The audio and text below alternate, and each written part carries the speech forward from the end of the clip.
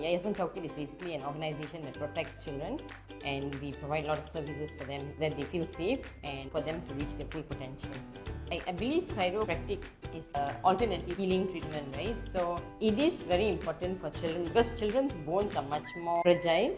So I believe the experts, they are not doing it like how they would do it on us adults, and it's easier to correct children's posture than once we become adults. But as a child, if they can correct like whatever like little aches and pains that they have, it will adjust it for long-term benefits of the child.